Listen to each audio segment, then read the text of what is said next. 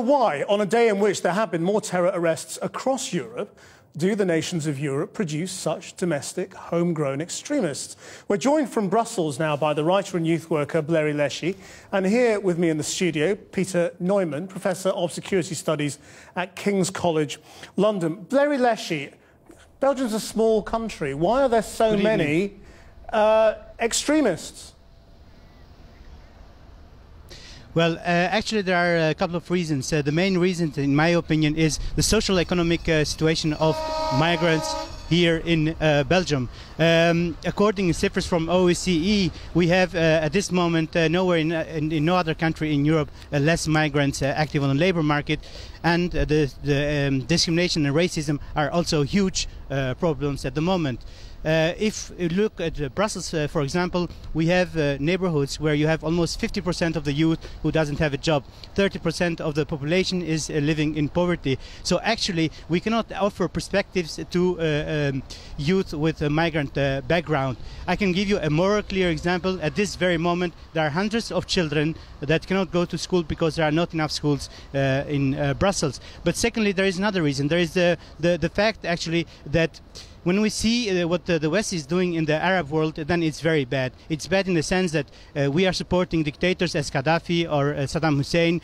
We start wars as in Afghanistan or Iraq, and this has an impact on the youth. They are revolted by what they see, and they easily fall victim to recruiters of Al-Qaeda or IS who play on these images, and they say, look what's happening, look what's happening to Muslims and in other places in the world. Peter Neumann, I mean, those foreign policy issues may be the same here, but socially, I mean, you know, the jihadi fighters are not generally coming from very poor, deprived backgrounds. Well, some are not, but there are plenty of them who do, and you can see that across Europe.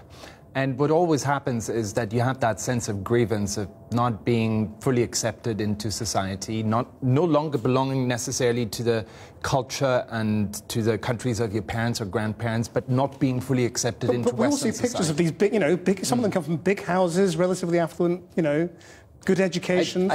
There have been a couple of studies in a number of European countries. For example, in Germany, it was found that really 80% did come from deprived areas.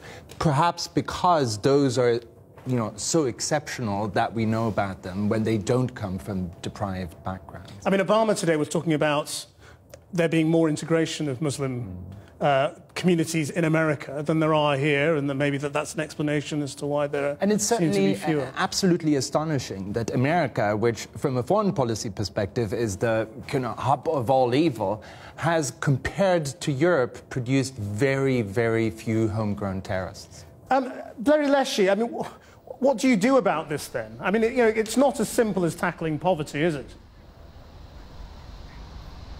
Well, what we should do about it, actually, I think, first of all, here in Belgium, but all over Europe, we should offer a perspective right here, right now, to these young people so they don't go to fight in Syria or elsewhere. And we can do this by offering, I mean, by bettering their social and economical situation, by really fighting the racism and discrimination all over Europe, but also by putting in question maybe the foreign policy of EU. As I said before, I mean, this has a very bad influence on the youth over here. And the last thing, I think also we should inform our Muslim youth much better on what Islam is. As we have seen in the case of UK, we have young people going to Syria, but before they leave their countries, they buy Islam for Dummies on Amazon. So if we do these three things, and if we focus also on the positive and the usual normal lives of Muslims all over Europe, I think we will go a step forward. Because at the very moment, if we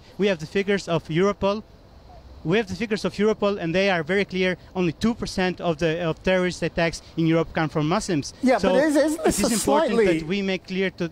Sorry to interrupt, but I mean, I just want to put to you that this is a slightly naive view, isn't it? I mean, there is an alternative already out there being explained to them, which is normal, integrated life within Europe. And surely the idea that, you know, secular leaders can offer some sort of alternative vision for European Muslims is naive. I mean, they've got appealing messages coming to them from Islamic State, from Syria, from Iraq, from Yemen. You know, those are the people they are listening to right now.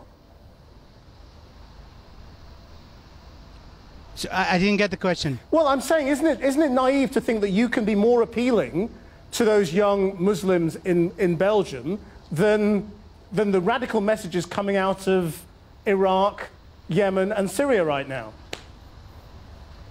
Yeah, but that is why I'm saying we should really offer perspective to these young people here. I mean, nobody wants to leave their parents, their family, and so forth. But when you are in a bad situation, and also highly educated Muslim youth are being discriminated. I can give you figures. For example, if you are a white Belgian, and if you are highly educated, for 6% of them doesn't find a job. But if you are with a migrant background, almost 25% doesn't find a job.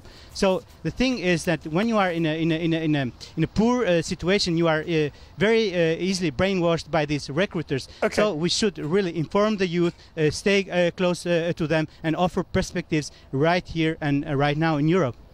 Bleri Lleshi, Peter Neumann, I'm afraid we must leave it there. Thank you very much.